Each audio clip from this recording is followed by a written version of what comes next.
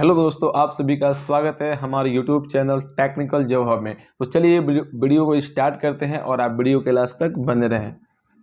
दोस्तों, प्रत्येक कंपनी में अलग अलग वर्क के लिए अलग अलग सुपरवाइजर होते हैं और सबकी अपनी अपनी रिस्पॉन्सिबिलिटी होती है। तो आज हम इस वीडियो के माध्यम से डिस्कस करने वाले हैं one by one job responsibility of the production engineer, job responsibility of the production supervisor and job responsibility of the production leader. तो आप वीडियो के लास्ट तक बने रहें।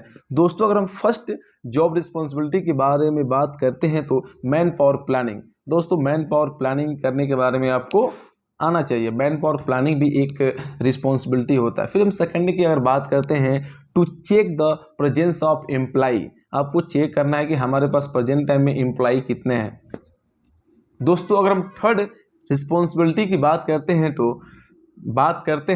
तो to check the trained employee. आपके पास ट्रेंड एम्प्लाई कितने हैं। फोर्थ की बात करते हैं, to maintain a proper ratio of the trained and untrained employee. आपको एक रेशियो मेंटेन करना पड़ेगा कि आपके पास कितने स्किल और ऑन स्किल एम्प्लाई होने चाहिए। दोस्तों, अगर फिफ्थ की बात करते हैं तो in order to increase production and fulfil the requirement. आपको ये भी प्रोडक्शन ऑर्डर को भी आपको फुलफिल करना होगा। अगर दोस्तों हम सिक्स की बात करते हैं, टू इंक्रीज प्रोडक्टिविटी। आपको प्रोडक्शन का प्रोडक्टिविटी भी इंक्रीज करना होगा। दोस्तों, वीडियो को स्किप ना करें, वीडियो को पूरा देखें, अन्यथा आपको पूरी जानकारी नहीं मिलेगी। अगर वीडियो अच्छा लगा हो तो वीडियो को लाइक और हमारे चैनल को सब्सक्राइब करें। दोस्तों, अगर हम सेवन रिस्पॉन्सिबिलिटी की बात करते हैं तो execute and monitor the daily production plan. ठीक है दोस्तों, एग्जीक्यूट एंड मॉनिटर। आपको मॉनिटर करना है कि हमारा डेली प्लान क्या है। अगर आप मॉर्निंग में आते हो तो सबसे पहले आपका प्लान क्या है, मैन पावर कितने हैं, ये सब चीज़ों के बारे में आपको ये रिस्पॉन्सिबिलिटी होती है। Responsibility for the achieving the daily production target. अगर आप प्रोडक्शन में काम करते हैं तो आपको एक टारगेट होता ही होता है, प्रोडक्शन को अचीव करना ही होता है। जो भी आपको मॉर्निंग में प्लान मिलते हैं या आप शिफ्ट के स्टार्टिंग में जो आपको प्लान मिलते हैं उस शिफ्ट के एंड में आपको अचीव करने होते हैं। अगर नाइन्थ हम जॉब रिस्पॉन्सिबिलिटी की बात करते हैं तो to analyse and study the process to reduce the cycle time. ठीक है, आपको साइकिल टाइम को आपको एनालाइज करके उस पे स्टडी करके उस साइकिल टाइम को आपको कम करने होते हैं। अगर 10वें रिस्पॉन्सिबिलिटी की बात करें तो in order to increase productivity. एक ऑर्डर में आपको प्रोडक्टिविटी को इंक्रीज करना होता है।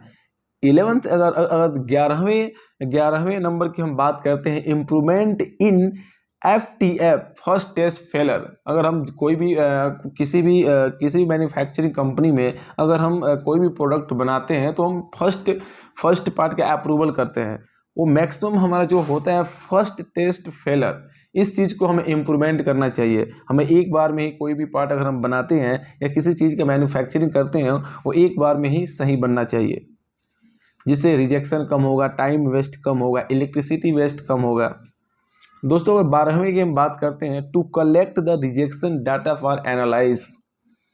ठीक है दोस्तों, ये भी एक रिस्पॉन्सिबिलिटी होती है। आपको रिजेक्शन का डाटा को कलेक्ट करना पड़ेगा एनालाइज करने के लिए कि किस डिफेक्ट के कारण ज़्यादा रिजेक्शन आ रहे हैं या उसका क्या रीजन है।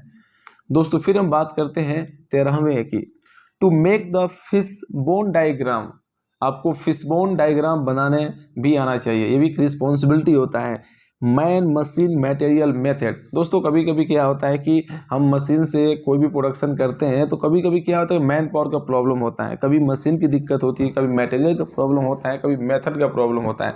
तो फिशबोन डायग्राम की सहायता से हम फाइंड आउट करते हैं कि किसके वजह से प्रॉब्लम आ रहे हैं, मशीन के माध्यम से आ रहे हैं या मटेरियल की प्रॉब्लम है या मेथड की प्रॉब्लम है या मैन पावर की प्रॉब्लम है। अब 14 की बात करते हैं, to carry out why analysis. ठीक है दोस्तों, वाई एनालिसिस भी एक रिस्पॉन्सिबिलिटी होती है प्रोडक्शन सुपरवाइजर का। अगर 15वें की बात करते हैं, टू टेक करेक्टिव एक्शन। ठीक है दोस्तों, आपको एक करेक्टिव एक्शन भी आपको लेना चाहिए। दोस्तों, अगर हम 16वें की बात करते हैं, to to train the operators as per skill. जो भी ऑपरेटर है उनके स्किल के माध्यम से उन्हें ट्रेंड भी करना चाहिए, उनके पास स्किल क्या है उसके हिसाब से आपको ट्रेंड करने चाहिए। 17वें की अगर बात करते हैं, in order to make the operators aware of the basic process. कोई भी ऑपरेटर आता है अगर नए अगर किसी दूसरे कंपनी से आता है तो आपको बेसिक आपके यहाँ का क्या मैन्युफैक्चरिंग प्रोसेस का बेसिक प्रोसेस क्या है उसके बारे में भी उसे ट्रेंड आपको करना चाहिए, उसे ट्रेनिंग देना चाहिए। अगर 18वें की बात करते हैं, इन्वेंट्री कंट्रोल। दोस्तों इन्वेंट्री कंपनी में होता है कि हमारे पास कितने मटेरियल हैं, कितने डिस्पैच हो गए, कितने हमारे पास WIP में, तो इन्वेंट्री को हमें कंट्रोल करना चाहिए। ये भी एक रिस्पॉन्सिबिलिटी होती है प्रोडक्शन सुपरवाइजर या प्रोडक्शन इंजीनियर का।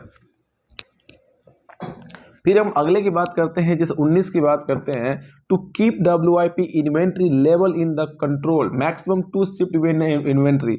दोस्तों अगर हमें कोशिश करना चाहिए WIP इन्वेंट्री हमारे यहाँ बहुत कम हो, 1 या 2 शिफ्टों में हो। ज़्यादा WIP होगा तो इन्वेंट्री करने में प्रॉब्लम होगा। ठीक है दोस्तों, WIP का मतलब होता है वर्क इन प्रोसेस। अगर 20 की बात करते हैं, in order to reduce the WIP cost. अगर 21 की बात करते हैं, lead by examples ensuring a safe and efficient work place is maintain at the all time. दोस्तों इसका मतलब ये हुआ कि जहाँ पे हम काम करते हैं वहाँ पे एक हमारा प्रॉपर स्पेस होना चाहिए, वहाँ पे ज़्यादा कंजेस्टेड एरिया भी नहीं होना चाहिए। Achieving the requirement company quality standard ensuring the both internal and external customer satisfaction. दोस्तों के प्रोडक्शन सुपरवाइजर की जिम्मेदारी होती है जो भी हम प्रोडक्ट बना रहे हैं वो कस्टमर एक्सेप्ट कर रहा है कि नहीं, कस्टमर का जो भी रिक्वायरमेंट है उससे फुलफिल हो रहा है कि नहीं। दोस्तों 23 हम रिस्पॉन्सिबिलिटी की बात करते हैं, drive performance of team member giving direction and feedback to avoid good performance and good performance.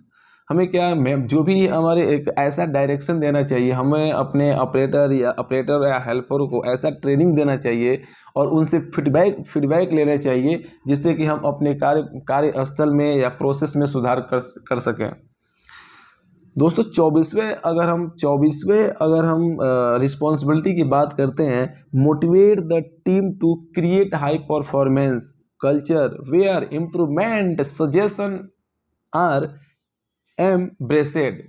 एक उच्च प्रदर्शन संस्कृति बनाने के लिए टीम को प्रेरित करें जहां सुधार के सुझाव को एक्सेप्ट करें। दोस्तों अगर हम कंपनी में क्या करते हैं कि सजेशन बॉक्स होता है, हम जो भी एम्प्लॉई काम करते हैं उससे हम सजेशन लेते हैं कि आपका ओपिनियन क्या है इस प्रोसेस के बारे में, क्या हम सुधार कर सकते हैं।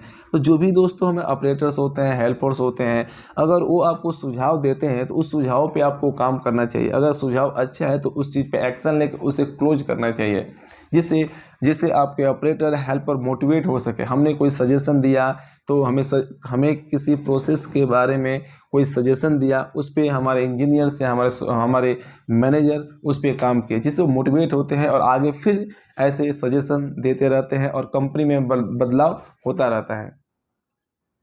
दोस्तों वीडियो लंबा होगा लेकिन मुझे आशा है कि दोस्तों जो भी प्रोडक्शन सुपरवाइजर की जो रिस्पॉन्सिबिलिटी होती है मैक्सिमम हमने कोशिश किया है कि इस वीडियो में कवर करने के लिए। दोस्तों अगर हम 25 की बात करते हैं, ट्रेनिंग द न्यू ऑपरेटर्स। जो भी ऑपरेटर न्यू आते हैं उससे ट्रेनिंग भी हमें देना चाहिए। दोस्तों लास्ट है हमारा responsible for make continuous improvement activities in the shop floor bye implementing the kaizen and 5S activities.